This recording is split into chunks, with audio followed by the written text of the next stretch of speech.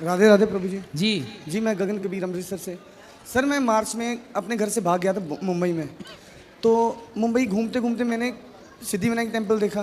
तो उस एक मूर्ति में मैंने कई सारे देवी देवताओं को देखा। सही है। तो उस सर उसके बाद मेरे साथ जो अनुभव हुआ प्रभु, मैंने बोरीवली में अपना फ़ोन किसी बाथरूम में चार्ज लगा दिया। मैं नहा के वहाँ से निकला, पहुँचा मैं दादर, लेकिन मैं इतनी नींद में था मुझे स्टेशन याद नहीं रहा कि मैं किस स्टेशन पे था। दादर से मैं पूरा दिन भ्रमण करता रहा, पूरे प्रक्रिया करता रहा उसकी परिक्रमा। तो मुझे एक बांसुरी सुनाई दी बहुत भयंकर, जैसे कोई आपके साथ चालाकी कर रहा है कोई। मैंने उनके पास गया, मैं उनसे माफ़ी मांगी, मुझसे कोई गलती हुई तो मुझे माफ़ कीजिए। उसके बाद 12 नंबर प्लेटफॉर्म पे जैसे सारा दिन बंदा चलता है थक जाता है, मैं गिर गया। तीन साधु थे जो बैठे थे मेरी राइट साइड पे। मैं उनके पास गया, उठ के देखा, मैंने उनको कहा जी आज सारा दिन मेरे साथ ये हो रहा है। तो उन्होंने कहा हम पाठ कर रहे हैं, तुम आ जाओ 5 मिनट बाद। मैं 5 मिनट बाद आया। उनमें से एक जो ब्राह्मण थे उनके चेहरे पे बहुत तेज था प्रभु, इतना तेज कि जैसे कोई भगवान ही हो। जब मैं आया मैंने सिर्फ उनकी आंखों की ओर देखा, मैंने कोई सवाल नहीं किया और मैं नीचे बैठ गया, आसन का जप किया। जब मैंने आंखें खोली 1 मिनट में तो वो कोई भी नहीं वहाँ पे था। मैं इस जगह पे बैठा था, आंखें खुली तो मैं इधर था। और उसके बाद मैं 3 दिन मुंबई में पागलों की तरह घूमा हूँ बिना टी शर्ट के। मेरे सपने में एक ब्राह्मण आया, उसने मुझसे पूछा वो कौन थे। मैंने कहा जी आप ही के जैसे थे। उन्होंने अरदास की अब ये राधा राधा करता राधा रानी के चरणों का हो जाए प्रभु। उसके बाद बाबा प्रेमानंद महाराज जी आए। इन्होंने पूछा जो संत थे और जो राधा रानी है वो दोनों एक हैं। तो आज से 8 दिन पहले प्रेमानंद महाराज जी पूछते हैं अगर कोई माता पिता अपने बच्चे की बात नहीं सुनती तो उसे क्या करना चाहिए। मैंने उन्हें चाहिए त्याग करना चाहिए। तो वो उसी दिन मैं घर से निकला, मैं आ गया इधर बिना एक भी पैसे के। मैं वृंदावन यहाँ से जहाँ माता रानी का है स्थान वहाँ, और फिर यहाँ, और आज मैं आपके सामने। सही है, खुश रही। भगवान की कृपा कहीं भी किसी भी समय किसी पर भी हो सकती है प्रभु। पर मैं वापस नहीं जाना चाहता, मैं यहाँ पे सेवा करना चाहता हूँ। आपके माता पिता हैं? जी हाँ जी है। आपके भाई कितने हैं? हम दो भाई हैं, एक बहन है। तो आपके भाई बहन का विवाह हो गया? जी हाँ। आप सबसे बड़े हैं कि छोटे हैं? मैं सेंटर वाला हूँ। तो आप घर क्यों नहीं जाना चाहते? जी मेरा मन बस अब चाहता कि मैं भक्ति करूँ, सेवा करूँ। तो क्या घर में रह के भक्ति हो सकती है सर, पर उस तरह मुझे भगवत प्राप्ति नहीं होगी। तो यहाँ हो जाएगी। हमारे घर में खुद का ही दारू का ठेका है, और मैं जब से मैं यहाँ आया हूँ मैं तब की छोड़ी है 8 दिन में, नहीं तो रोज तो आधा बोतल ऐसे। तो आपका खुद का दारू का ठेका है? जी हाँ है, तो गवर्नमेंट पर है हमारे पास। तो आप पीते हो शराब? जी पीता हूँ, पीता था घर पे पर अब नहीं पीऊँगा। ठीक है, अच्छा भजन करो, संतों का संग करो। और आपका विवाह नहीं हुआ? नहीं जी। और सर मैंने भागवत गीता की कसम खाई है, मैं कभी भी शादी नहीं करूँगा। क्यों? मर्जी है सर मेरी। वही तो पूछ रहे हैं, मर्जी है आपकी, पर क्यों? मर्जी ठीक है, आप ठीक कह रहे हैं, फिर भी बता दो हमें क्यों नहीं करना है, क्या दिक्कत है?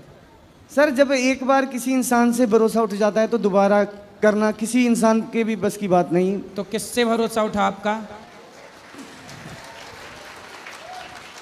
किससे भरोसा उठा? ठीक, कोई अपने थे कुछ। मतलब कोई लड़की आपको धोखा दे के चली गई? जी हाँ जी हाँ। उसी के गम में भटक रहे हो? सर 14-15 साल हो गए किसी से बात। आप कितने साल के हो अभी? पता नहीं सर क्यों। अरे अभी आपकी आयु कितनी है, एज? मेरी होगी सर 29। 29 साल? जी। और आप 15 साल से प्यार कर रहे हो एक लड़की से? जी हाँ। तो जब आप 15 साल के थे, 14 साल के, तब से प्यार कर रहे हो? नहीं सर। है तो क्यों? आपकी आयु 29 है और आप बता रहे 15 साल से है, तो आप 15 साल पहले कितने साल के थे? सर 15 का नहीं, 15 का कैसे हो गया? 18-14 भी हुआ। हाँ 14 के थे। हाँ तो 14 साल से प्यार कर रहे हो। जब 14 साल की उम्र में आदमी, लड़का 14 साल की उम्र में कुछ नहीं समझता। अरे सर आजकल तो बच्चे 7-8 साल के बच्चे को पूछो वो भी कहेगा ये मेरी गर्लफ्रेंड है। मैं तो इस वजह से संन्यास लेना चाहता हूँ कि मैं नहीं ये सब देखना चाहता और बस। तो आप तो देख चुके? हाँ जी देख चुका हूँ, पर मैं नहीं। सही है, सही है। तो आप जिस लड़की से प्रेम करते थे वो कहाँ चली गई? सर उसकी शादी हो गई। तो आपने क्यों नहीं कर ली उससे शादी? अरे वादा उससे किया था, तो शादी किसी और से क्यों? हाँ नहीं तो आप, वो उसने आपसे क्यों नहीं किया? उसने वादा नहीं किया था? सर उसके घर वाले नहीं माने। फिर आपके वो लिए? मुझसे 5 साल बड़ी थी। अच्छा, आपसे बड़ी थी? जी। तो बड़ी थी तो इसलिए आपने विवाह नहीं किया? उसने नहीं किया? उसने नहीं किया कि बच्चा है अभी हैं? अरे सर बड़ा तो हो ही जाऊंगा कभी ना कभी। तब से आप गाना गा रहे होंगे, दिल मेरा तोड़ दिया उसने। सर मैंने सर जी मैंने एक श्लोक लिखा है भगवान शिव को समर्पित पे। नमन कृतज्ञ प्राणी है वो शक्ति के स्वरूप को, हर कण में वो बसे अनेक नाम एक रूप को।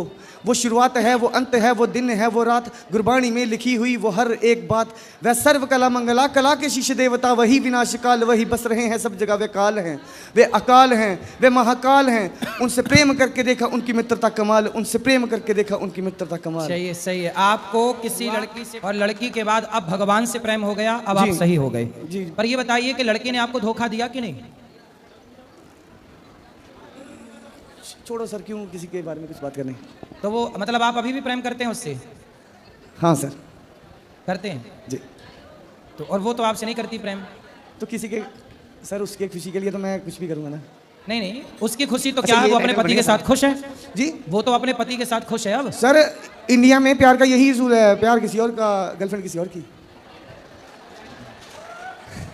शादी किसी और की। आपकी वाली ने तो गजब कर दिया, दिल में आपको रखा, ब्याह किसी और से कर लिया। हाँ जी अब सर। सुनो, अब उसने तो आपको भुला दिया, जी हाँ। आप भी भूल जाओ। इस पे ना मैंने एक शेर लिखा था, आपको सुनाऊं? अरे शेर बकरी बाद में सुन लेंगे, वो सुन लो। पहले आप ये बताओ कि उसने आपको भुला दिया, अरे आप सर भूलोगे कि नहीं? मेरी जब लास्ट टाइम उनके साथ बात हुई थी तो उन्होंने कहा था कि मैं कोई ऐसा दिन नहीं है आता जब मैं तुम्हें याद नहीं करती। तो बोले शादी काहे कर ली उससे फिर? वो घर वालों की मर्जी। तो अब आप ना धीरे धीरे उसे भूल जाओ और उसको खुश रहने दो। यदि आप उसे याद